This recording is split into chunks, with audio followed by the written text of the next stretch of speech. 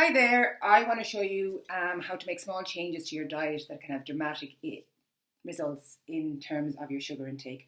I've chosen everyday foods today and given you alternatives with lower sugar because we all know that we need to decrease our sugar intake. It's damaging our bodies, it stresses our bodies out, immunity, skin, mood, weight, so many different things. But I want to be realistic here. It's very difficult to cut all sugar out of your diet. And sometimes when you try and do that, it can lead to even binge eating afterwards and overdosing in sugar and craving all the wrong things. So here's some small changes that you can make to your family's intake or to your own individual intake that hopefully will have a big impact. 1 teaspoon is equal to 4 grams. When you're looking at the back of the boxes or whatever, under nutritional value you'll see carbohydrates, under that you'll see which is sugar, and you really don't want something with over 20 grams of sugar in 100 grams is really, really high. You want to be aiming at less than 5 grams of sugar per 100 grams. That's on the low side, okay? We know we need to be choosing whole foods and quality foods and lots of vegetables and quality grains and good source of protein. But everyday foods that I'm going to show you here can be laced with sugar. And I'm going to show you the end result of saving a hell of a lot of sugar. There's 25 teaspoons of sugar in here, and that's what we're saving today. Okay, so starting with breakfast. If you choose a sugary cereal, like so, you're looking at about 13 grams of sugar, which is about 3 teaspoons of sugar. If you swap over to something like Weetabix, now we know oats are good, we know eggs are good in the morning, but sometimes families like cereal, it's quick and it's easy. Weetabix, very low in sugar. There's a little bit in there. But if you choose Weetabix over a very sugary cereal, you're saving about 3 teaspoons of sugar, okay, on an average serving. And even from giving talks and doing demonstrations, I know that this is even a small portion. So sometimes people are having 3 times this of a sugary cereal. So you're saving 3 grams with a like for like serving, okay. Moving on to mid-morning, you want maybe a yogurt. But if you swap from a sugary variety to a less sugary variety, so this has got 4 teaspoons of sugar in it in this one, and this one has 1 teaspoon of sugar. It's a natural yogurt, but if you add your own strawberries to it, that's how you get a little bit of sweetness, but without the excess sugar. So making the swap from a sugary yogurt to a plain natural live yogurt and adding your own sugar, your own sweetness, you're saving about 3 teaspoons of sugar, okay? Lunchtime, we all know we should be making our own soup. Sometimes that's not possible and we want to grab something.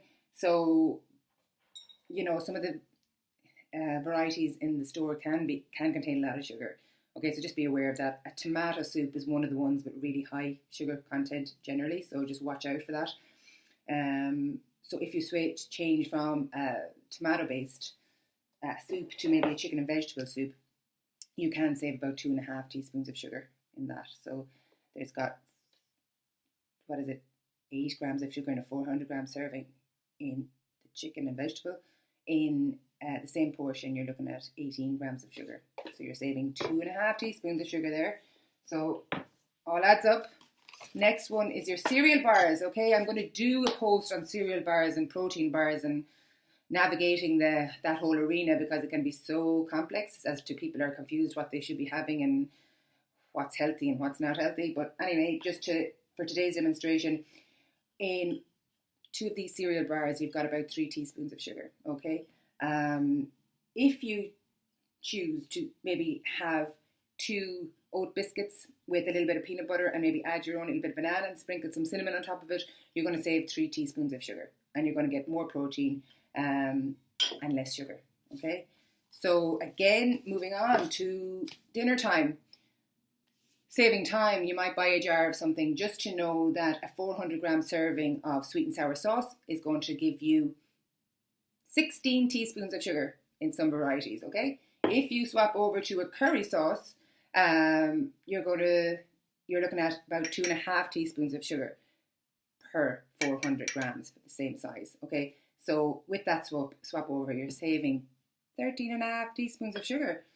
So watch what you're choosing there. And then moving on, evening time, you fancy a biscuit and a cup of tea, okay? Just watch. There's sugary ones, these kind of oat ones that contain sugar, and then you have your plain kind of rich tea variety. You'll save a teaspoon of sugar there. which can add up if you fancy it every night of the week. So overall, in that demonstration, everyday foods, you're saving 25 teaspoons of sugar. Okay, the World Health Organization doesn't want us to have any more than 6 teaspoons of sugar in the whole day. Okay, so beware of what you're putting into your body. You don't have to make radical changes. Sometimes it could just be small changes that add up. But be aware, start reading the labels and choose wisely. I hope that helps.